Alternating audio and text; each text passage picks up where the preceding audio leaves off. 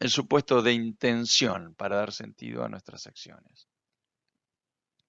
Hemos dicho que cuando escuchamos, no solamente escuchamos las palabras que se hablan, también escuchamos las acciones implícitas en el hablar, y hemos visto recién que escuchar estas acciones es solo una parte de lo que escuchamos. Escuchar las acciones implícitas en el acto de hablar no es suficiente para asegurar una escucha efectiva.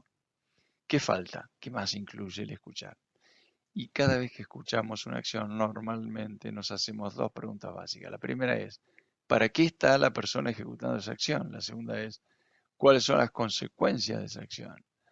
Según la forma en que respondamos estas preguntas, las primeras acciones pueden ser escuchadas de manera muy distinta. Nos vamos a ocupar de aquí y en la siguiente sesión de la primera de estas preguntas. Cuando escuchamos una acción, no solo la identificamos, también respondemos de una u otra forma a la pregunta ¿para qué se está ejecutando la acción? O mejor dicho, ¿qué lleva a alguien a decir lo que dice? ¿Cómo hacemos esto? ¿Cuáles son las suposiciones que responderemos a la pregunta? Cuando respondemos la pregunta. Tradicionalmente nos hacemos cargo de la pregunta ¿para qué? ¿Para qué se efectúa una acción? Bajo el supuesto de, tras ella, lo que llamamos intenciones. Suponemos que normalmente encontramos una intención tras una acción de una persona. Las acciones aparecen como respuestas a un propósito, un motivo, una intención, y se supone que estas intenciones residen en nuestra conciencia o mente. Este supuesto, que se remonta al tiempo de los antiguos griegos, es uno de los cimientos de la tradición racionalista. El racionalismo supone que generalmente hay una intención o una meta consciente tras toda acción. La tradición racionalista busca las razones de las personas para actuar en la forma en que lo hacen. Una acción es considerada racional si corresponde a las intenciones consideradas que nos hemos fijado al ejecutarla. Desde esta perspectiva, uno de los factores básicos que hace que una acción tenga sentido es su intención. Por lo tanto, una de las formas en las que damos sentido a nuestra acción es descubriendo la verdadera intención. Hay una ¿qué intención? La verdadera intención que hay tras ella. Una acción que es coherente con su razón o intención verdadera es una acción racional. Pero nos preguntamos, ¿tiene sentido postular la existencia de algo así como una verdadera intención tras una acción? La solución ofrecida por Freud. Este problema se le presentó a Freud y quizás interesante, y es quizás interesante imaginar cómo lo encaró o examinarlo. Freud comenzó efectuando dos contribuciones importantes en relación a este problema. La primera fue señalar que los seres humanos actúan a menudo sin intenciones conscientes, sin un conocimiento claro de lo que hacen y de por qué lo hacen. La segunda es que, aun cuando ellos creen saber por qué lo están haciendo, lo que hacen, las razones que esgrimen pueden ser legítimamente impugnadas. Esto es precisamente para parte de la labor del terapeuta. Se permite impugnar las razones del paciente y ofrecer otras razones diferentes. Hasta aquí no tenemos problemas con Freud. Por el contrario, lo que nos está proponiendo nos resulta coherente y su posición hasta ahora la consideramos una importante contribución. Sin embargo, discrepamos con los pasos siguientes, dados por Freud como forma de generar una interpretación que sea coherente con su postulado de que la conciencia y que los individuos tienen las razones de su actuar, no es confiable. Dado que no podemos apoyarnos en las intenciones conscientes para comprender el comportamiento humano, Freud sugirió la existencia de otra entidad, el inconsciente. Las intenciones inconscientes son aquellas que supuestamente residen en el inconsciente y logran ser descubiertas por el terapeuta. Examinamos el carácter de la solución ofrecida por Freud. Esto no impugna el postulado según el cual actuamos a partir de las intenciones. Habiendo conocido un problema de la interpretación tradicional, procuró resolverlo dentro del marco de algunos de los supuestos aceptados en su época. Uno de ellos es el supuesto de que llamamos la primacía de la mente o la conciencia, que forma otro de los pilares del programa metafísico.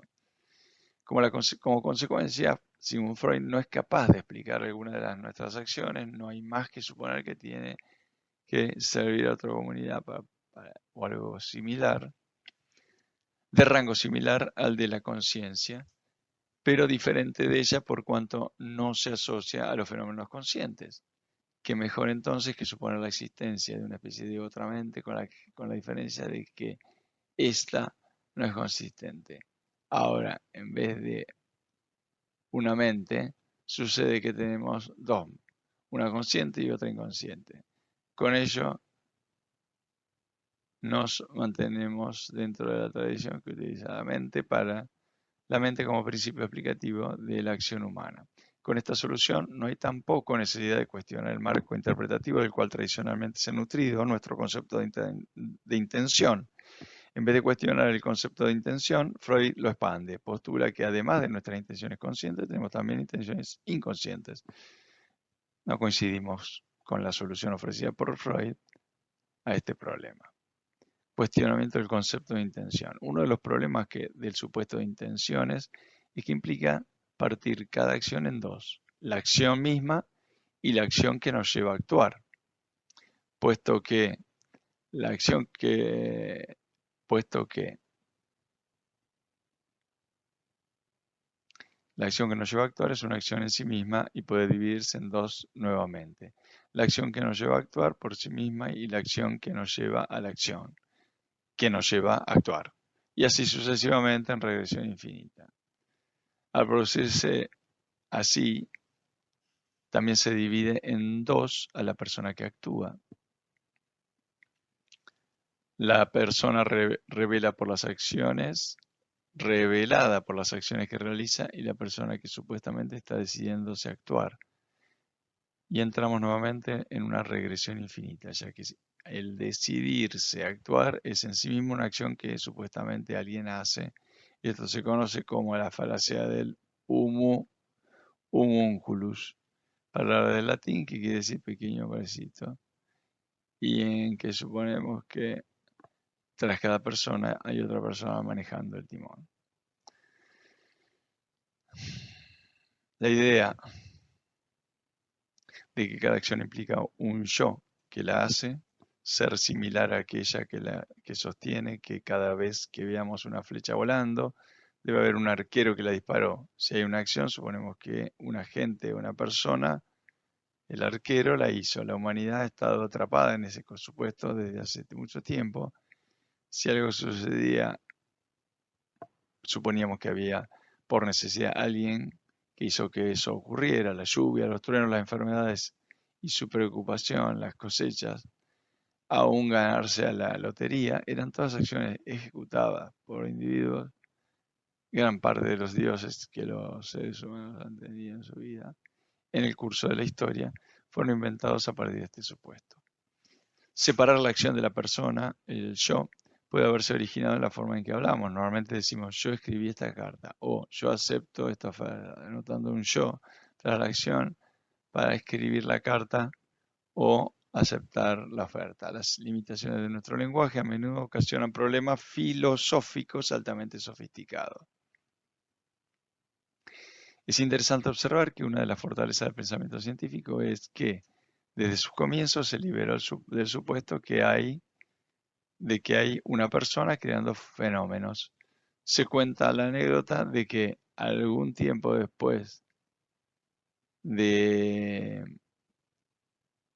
publicar su obra maestra acerca de la estructura del universo, el astrónomo francés Laplace se encontró con Napoleón. La anécdota señala que luego de felicitarlo por su obra, el emperador le preguntó: Sir Laplace, ¿cómo pudo usted escribir esta obra tan larga sin mencionar ni siquiera una vez al creador del universo?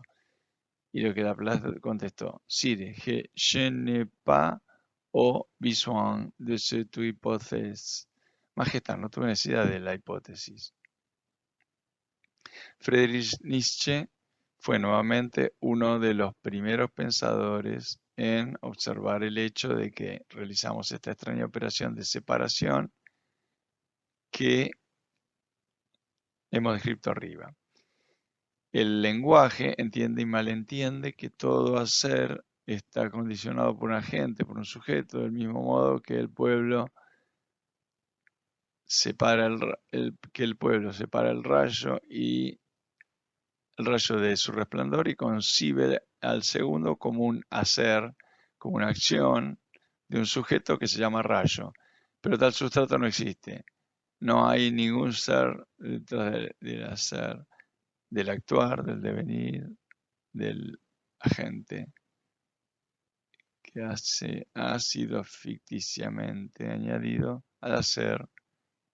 El hacer es todo. Al igual que Nietzsche, postulamos que el agente es una ficción. El hacer es todo. Sostenemos que la acción y el sujeto, el yo que ejecuta la acción, no pueden separarse. En realidad, son las acciones que se ejecutan las que están permanentemente construyendo el yo. Sin acciones no hay yo y sin yo no hay acciones. La flecha, el arco y el arquero en este caso se generan simultáneamente. La flecha que vuela está constituyendo al arquero. Somos quienes somos según las acciones que ejecutamos. Y esto incluye los actos del hablar y de escuchar. Albert Einstein adoptó una posición similar. En una conferencia que dictó en Inglaterra sobre la metodología de la física teórica, dijo que si queremos entender lo que hace un científico, no deberíamos basarnos en lo que él nos diría acerca de sus acciones. Debiéramos limitarnos a examinar su obra. Esta es también una de las posiciones centrales de la epistemología desarrollada por el filósofo de las ciencias francés Gaston Bachelard. Cuando actuamos y también cuando hablamos y escuchamos, esto es, cuando estamos en conversación, estamos constituyendo el yo que somos. Lo hacemos tanto para nosotros mismos como para los demás. Nuestras acciones incluyen tanto nuestros actos públicos como los privados, tanto nuestras conversaciones públicas como las privadas. Pero hacer una separación entre actos públicos y privados o conversaciones públicas y privadas es algo muy diferente de separar al yo de sus acciones. La noción misma de interacciones se desmorona al ponernos a separar a la persona de sus acciones. No viene al caso, por tanto, buscar nuevas clases de intenciones para entender el comportamiento humano como lo hiciera Freud. Es el supuesto mismo de intención el que debe ser sustituido. La persona es, podemos prescindir de él. La pregunta es, ¿podemos prescindir de él? ¿Podemos darle un sentido al comportamiento humano sin presuponer una intención de la acción?